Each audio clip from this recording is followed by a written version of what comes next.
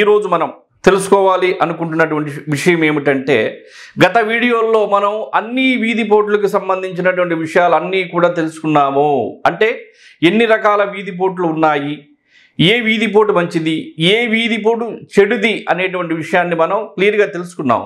ఆ వీడియోలు కనుక మీరు చూడకపోతే ఖచ్చితంగా కూడా ఈ ఛానల్లో ఉన్నటువంటి అన్ని రకాల వీధి పోట్ల గురించి చూడండి. ఆ విషయాలను కూడా మీరు తెలుసుకోండి. ఆ వీధి పోట్లకు సంబంధించి అంటే అపార్ట్మెంట్కి సంబంధించి అయినా, హౌస్కి సంబంధించి అయినా, స్కూల్స్కి సంబంధించి అయినా, కాలేజీకి సంబంధించి అయినా, కాలేజీస్కి సంబంధించి అయినా సరే, లేదు వ్యాపార సంస్థలకు సంబంధించి అయినా సరే, ఎటువంటి నిర్మాణానికి సంబంధించి అయినా, చిన్న నిర్మాణమైనా పెద్ద నిర్మాణమైనా సరే, నిర్మాణం ఎక్కడ ఉంటుందో వాస్తు కూడా అక్కడ ఉంటుంది. భూమి ఎక్కడుందో భూమిపైన నిర్మాణం ఏ విధంగా చేస్తున్నారో ఆ నిర్మాణం ఆ భూమి దగ్గర ఖచ్చితంగా వాస్తుశాస్త్రం అనేది ఉంటుంది. అంటే ఎందుకు చెప్తున్నానంటే, చిన్న నిర్మాణానికైనా సరే పెద్ద నిర్మాణానికైనా సరే ఎంత కొలతలో నిర్మాణం చేయాలి అనేటువంటిది ముఖ్యము.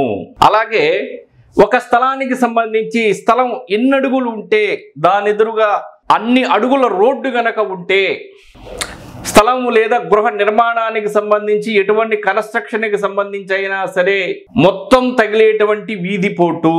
అంటే ఉదాహరణకి 10 అడుగులు స్థలం అనుకోండి, లేదా 20 అడుగులు స్థలం అనుకోండి, లేదా 30 అడుగులు స్థలం. రోడ్లు అంటే 10 అడుగులు ఉంటుంది, 2 అడుగులు ఉంటుంది, 30 అడుగుల రోడ్లు కూడా ఉన్నాయి. కొన్ని వెంచర్స్కి సంబంధించి కానివ్వండి, లేదా కొన్ని ప్లాట్స్కి సంబంధించి కానివ్వండి, లేదు అగ్రికల్చర్ భూమిలో కూడా కొన్ని స్థలాలకు సంబంధించి పెద్ద రోడ్డు వదులుతుంటారు.